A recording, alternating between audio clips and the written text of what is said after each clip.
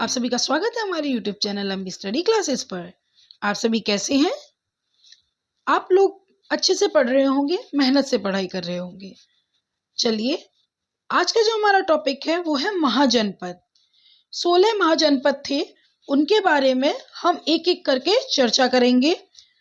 कौन सा किस वंश में आया है ये हम इसकी चर्चा करेंगे। जो सबसे इम्पोर्टेंट हमारा जनपद है उसके बारे में भी आज बात करेंगे। तो चलिए हम अपनी वीडियो को स्टार्ट करते हैं। अब महाजनपद तो देखिए, 6वीं शताब्दी ईसा पूर्व अखंड भारत में नगरीकरण प्रारंभ हो गया था, जिसे महाजनपद कहा जाता है। अब जो महाजनपद है इनके बारे में जो चर्चा है वो बौद्ध ग्रंथ अंगुत्तर निकाय और जैन ग्रंथ भगवती सूत्र में मिलती है। और हमारे महाजनपद हैं कितने? 16 महाजनपद हैं। हमारे महाजनपद कितने हैं? 16 हैं। ये टॉपिक जो है ये इम्पोर्टेंट है, वो भी मोस्ट इम्पोर्टेंट। तो आप लोग इसको बहुत ध्यान से बहुत अच्छे से पढ़िएगा, कॉन्सेंट्रेट के साथ पढ़िएगा। मैं आपको बहुत अच्छे से इस टॉपिक को कवर करवा रही हूँ, तो आप इसे बहुत अच्छे से पढ़िएगा। चलिए अब हम देखते हैं हमारे 16 महाजनपद कौन कौन से हैं। अब सबसे पहला हमारा महाजनपद जो है वो है गांधार। गांधार महाजनपद है, इसकी राजधानी तक्षशिला थी। गांधार की तक्षशिला राजधानी थी। ये पाकिस्तान में था। ये कहाँ पर था? पाकिस्तान में। ठीक है।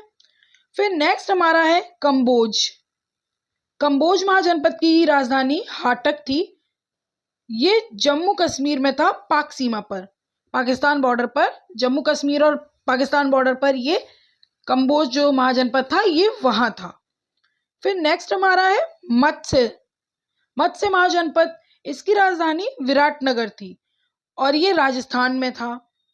नेक्स्ट हमारा है कुरु। कुरु महाजनपद जो है इसकी राजधानी इंद्रप्रस्थ थी और ये दिल्ली और हरियाणा में था। कहाँ पर था? दिल्ली और हरियाणा में।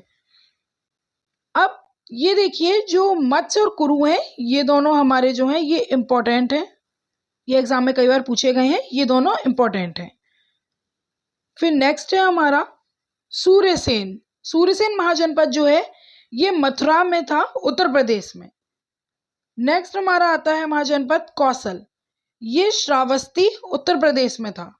इसकी राजधानी श्रावस्ती थी और ये उत्तर प्रदेश में था। नेक्स्ट है हमारा पांचाल। इसकी राजधानी अहिच्छन्द काम्पिल्य थी और ये उत्तर प्रदेश में था। नेक्स्ट महाजनपद है हमारा चेदी महाजनपद। ये जो है इसकी राजधानी शक्तिमती थी और ये उत्तर प्रदेश में था। फिर नेक्स्ट महाजनपद आता है हमारा वत्स। ये भी हमारे लिए इंपॉर्टेंट है, वत्स भी, ठीक है, याद रखिएगा। इसकी राजधानी कौशाम्बी थी और ये उत्तर प्रदेश में था। नेक्स्ट महाजनपद है हमारा काशी। ये वाराणसी इसकी राजधानी थी और उत्तर प्रदेश में ये था। फिर आता है हमारा मल्ल महाजनपद। इसके बारे में बात हमने बौद्ध धर्म और जैन धर्म में की थी कि उस समय में ये अपनी चरम सीमा पर था। मल्ल महाजनपद जो है इसकी राजधानी कुशीनगर थी और ये उत्तर प्रदेश में था। फिर नेक्स्ट है हमारा अस्मक महाजनपद। इसकी राजधानी पोटला थी और ये महाराष्ट्र में गोदावरी नदी के किनारे था। नेक्स्ट हमारा जो है वो है अवंती। अवंती हमारा इंपॉर्टेंट है, इस पे आप इंपॉर्टेंट लिख लीजिएगा।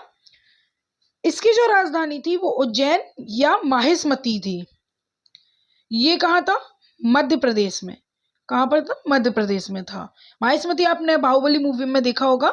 तो माहिष्मती और उज्जैन अवंती की राजधानी थी और ये मध्य प्रदेश में था। नेक्स्ट हमारा महाजनपद है बज्जी। बज्जी महाजनपद जो है इसकी राजधानी वैशाली थी और ये बिहार हाजीपुर में था। नेक्स्ट हमारा आता है अंग। अंग जो महाजनपद है इसकी राजधानी थी चंपा, भागलपुर, मुंगेर, बिहार में था ये, ठीक है। फिर उसके बाद हमारी जो एंड आता है 16वां महाजनपद, ये मोस्ट इंपॉर्टेंट महाजनपद है हमारा। ये जो था मगध था और इसकी राजधानी राजगीर थी। ये पाटलिपुत्र बिहार में था, ठीक है। इसको महाजनपद को आप अच्छे से याद रखिएगा। जो जो मैंने इंपॉर्टेंट बताए हैं ये इंपॉर्टेंट है, जो एग्जाम्स में पूछे गए हैं, ठीक है। चलिए आगे चलते हैं। अब हम महाजनपदों से जुड़े जो हमारे इंपॉर्टेंट पॉइंट्स हैं उनको जानते हैं। सबसे पहला पॉइंट है गांधार जो था गांधार महाजनपद ये पाकिस्तान में था। इसकी राजधानी तक्षशिला शिक्षा का केंद्र थी। तक्षशिला विश्वविद्यालय के बारे में आपने सुना होगा, ये गांधार में था। ठीक है, नेक्स्ट है हमारा अस्मक। ये दक्षिण भारत का एकमात्र महाजनपद था जो कि गोदावरी नदी के तट पर था। नेक्स्ट पॉइंट है हमारा उत्तर प्रदेश का मल्ल महाजनपद एक गणराज्य था। नेक्स्ट पॉइंट है बिहार का बज्जी महाजनपद भी एक गणराज्य था। फिर नेक्स्ट आता है बज्जी की राजधानी वैशाली में लिच्छवी गणराज्य का शासन था, जो पूरे विश्व का सबसे पुराना गणराज्य है। पूरे विश्व का सबसे पुराना गणराज्य क्या है? लिच्छवी गणराज्य, जो कि कहाँ था? वैशाली में, बज्जी की राजधानी में। नेक्स्ट है हमारा सबसे शक्तिशाली महाजनपद मगध महाजनपद था। मगध महाजनपद जो है ये हमारा मोस्ट इंपॉर्टेंट जनपद महाजनपद है। चलिए नेक्स्ट है दक्षिण में विंध्याचल पर्वत, पश्चिम में सोन नदी, उत्तर में गंगा नदी, पूर्व में फाल्गु जैसी नदियां इस महाजनपद के प्राकृतिक दुर्ग का कार्य करती थी। किस महाजनपद के? मगध महाजनपद के। ठीक है, मगध महाजनपद के जो दुर्ग का कार्य करती थी वो कौन कौन सी नदियां थी या कौन कौन सी सीमाएं थी? दक्षिण में विंध्याचल पर्वत था, पश्चिम में सोन नदी थी, उत्तर में गंगा नदी थी, पूर्व में फाल्गु नदी थी। ये सब मगध महाजनपद के लिए एक दुर्ग का कार्य करती थी, यानी कि उसके जो सुरक्षा है उसका कार्य करती थी। ठीक है, अब नेक्स्ट पॉइंट है हमारा मगध महाजनपद पर कुल 7 राजवंशों ने शासन किया है। मगध महाजनपद जो है उस पर कुल 7 राजवंशों ने शासन किया है। चलिए देखते हैं कौन कौन से राजवंश है। सबसे पहला है हर्यक वंश, दूसरा शिशुनाग वंश, तीसरा नंद वंश, चौथा मौर्य वंश, पांचवा शुंग वंश, छठवां कर्ण वंश और सातवां सातवाहन वंश। ये जो राजवंश हैं इनको आप याद रखिएगा, इनकी सीरीज पूछ ली जाती है, ये किस क्रम में आए थे। ठीक है, इसको याद रखिएगा। चलिए अब चलते हैं आगे। सबसे पहले है हमारा हर्यक वंश। हम सबसे पहले क्या देखेंगे? हर्यक वंश को देखेंगे। सबसे पहला राजवंश है जिसने मगध पर शासन किया। चलिए देखते हैं इसको। इसका जो टाइम पीरियड है वो है 544 से 412 ईसा पूर्व। 544 से 412 ईसा पूर्व इसका टाइम पीरियड है। ठीक है, चलिए अब चलते हैं आगे। इसमें सबसे पहला जो शासक था वो कौन था? बिंबिसार था। हर्यक वंश की जो स्थापना है या संस्थापक है वो कौन है? बिंबिसार ही है। बिंबिसार ने ही हर्यक वंश की स्थापना की थी। फिर नेक्स्ट हमारा है पॉइंट, सबसे पहला ऐतिहासिक राजवंश कौन सा है? हर्यक वंश ही सबसे पहला ऐतिहासिक राजवंश है। इसकी जो स्थापना है वो बिंबिसार ने की थी। तो बिंबिसार सबसे पहले ऐतिहासिक शासक थे।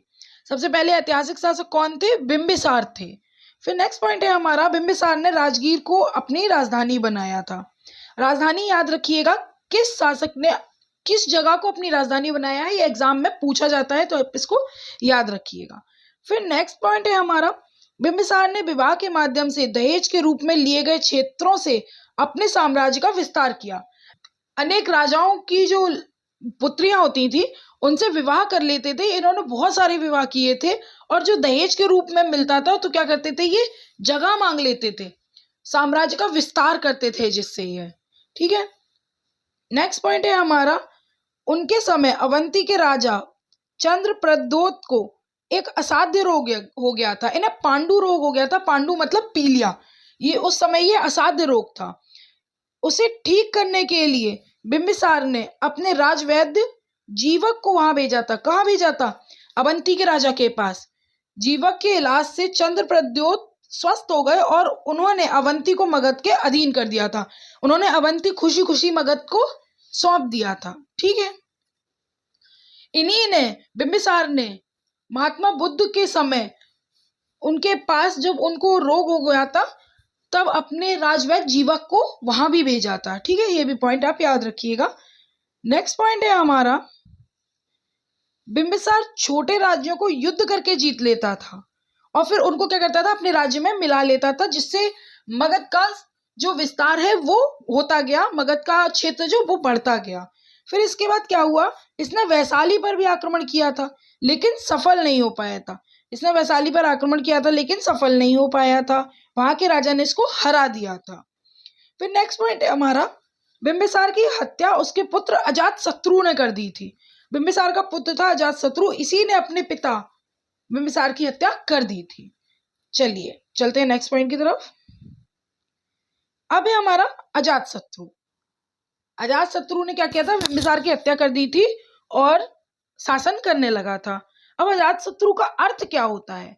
अजातशत्रु का अर्थ होता है शत्रुओं का नाश करने वाला।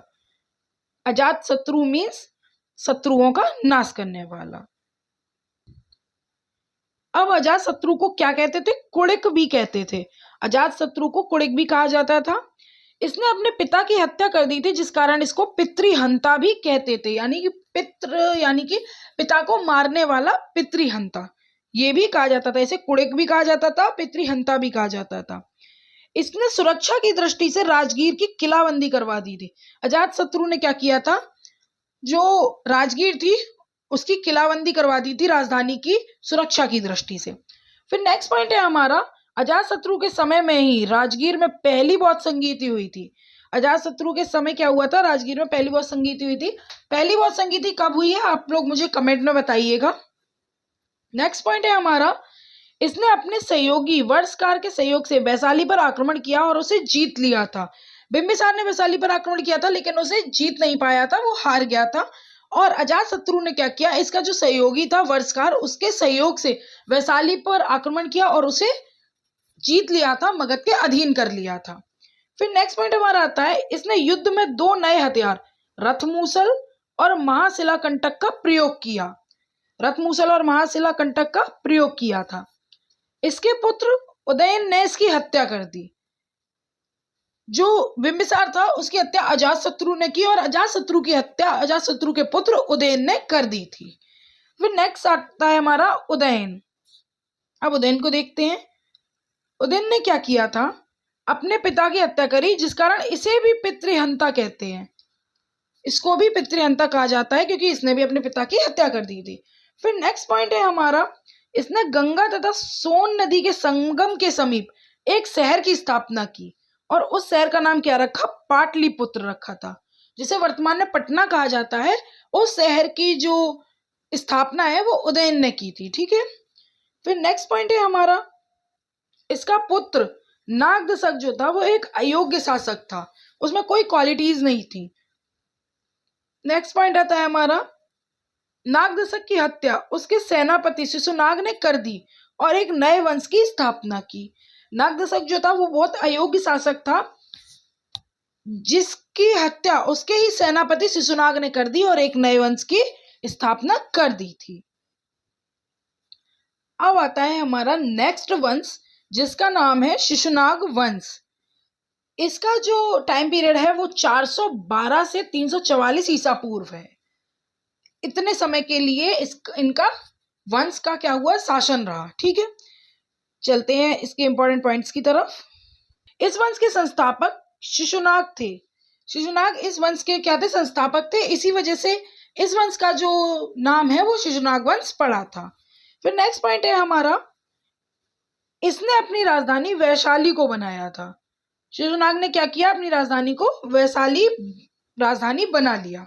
ठीक है। फिर नेक्स्ट आता है हमारा, शिशुनाग ने बंगाल से मालवा तक अधिकार कर लिया था। बंगाल से मालवा तक का जो एरिया है उसको शिशुनाग ने कवर कर लिया था, मगध के अधीन कर लिया था। इस वंश का जो अगला शासक था वो कालाशोक था। ये सबसे प्रतापी राजा था। शिशुनाग वंश का सबसे प्रतापी राजा कौन था, कालाशोक था। ये इंपॉर्टेंट है, इसको याद रखिएगा, ये इंपॉर्टेंट है। नेक्स्ट है हमारा, इसके समय द्वितीय बौद्ध संगीति वैशाली में हुई थी। द्वितीय जो बौद्ध संगीति हुई थी वो कहाँ हुई थी, वैशाली में हुई थी। और कब हुई थी ये आप लोग मुझे कमेंट में बताएंगे। नेक्स्ट पॉइंट हमारा है, इसने पाटलिपुत्र को पुनः राजधानी बनाया था। शिशुनाग ने क्या किया, पाटलिपुत्र को अपनी पुनः राजधानी बना लिया था। ठीक है। इस वंश का अंतिम शासक नंदीवर्मन था, जिसकी हत्या महापद्म नंद ने कर दी थी। जिसकी हत्या महापद्म नंद ने कर दी थी, नंदीवर्मन की, और एक नए वंश का निर्माण किया था या स्थापना की थी नए वंश की। ठीक है, चलिए देखते हैं इस वंश को। अब आता है हमारा नंद वंश। अब नंद वंश का जो टाइम पीरियड है वो कितना रहा, 344 से 323 ईसा पूर्व रहा था। ठीक है, चलिए अब इसको देखते हैं। इस वंश का संस्थापक कौन है? महापद्मनंद। इस वंश का संस्थापक महापद्मनंद है, जो जाति से शूद्र था। ठीक है, फिर नेक्स्ट पॉइंट है हमारा, इन्होंने राजपूतों का विनाश करके सर्व छत्रांतक की उपाधि धारण की थी। इसे पता नहीं क्या था कि इसे राजपूतों से नफरत थी, जिस कारण इसने क्या किया, राजपूतों का विनाश किया और सर्व छत्रांतक की उपाधि धारण की थी। फिर नेक्स्ट आता है हमारा, महापद्मनंद ने कलिंग पर विजय प्राप्त की थी और एकराट की उपाधि धारण की थी। इसने 2 उपाधियां धारण की है, पहली सर्व छत्रांतक की और दूसरी एकराट की। ये याद रखिएगा कि उपाधियां जो है पूछ ली जाती हैं, ये किसको दी गई है, या मैचिंग में आ जाएगा कि उपाधि किससे संबंधित है, किस शासक से संबंधित है, तो आप इनको याद रखिएगा।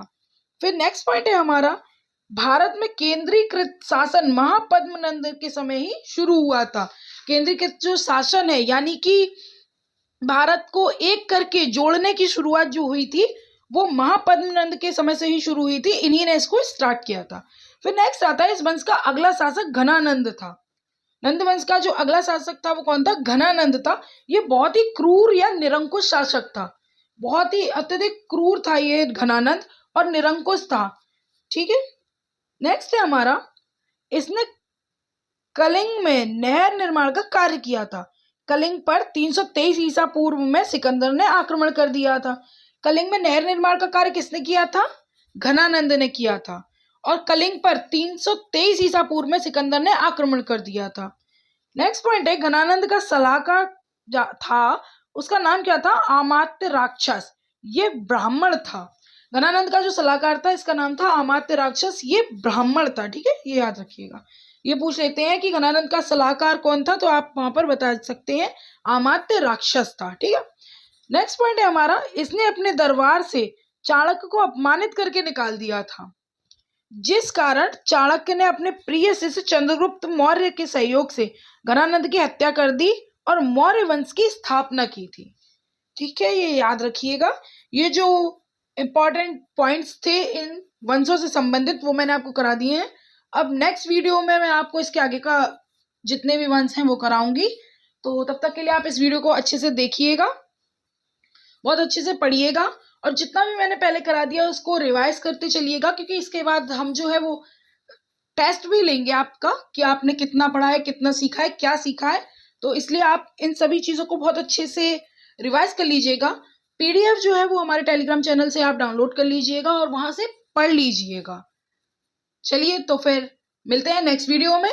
मेरे इस चैनल को अगर आप नए हैं तो प्लीज सब्सक्राइब कीजिए और ज्यादा से ज्यादा शेयर कीजिए, ताकि सभी के पास ये चैनल पहुंचे, सभी के पास अच्छे से अच्छा कंटेंट पहुंचे। ठीक है, और मेरी वीडियो को लाइक भी कीजिएगा।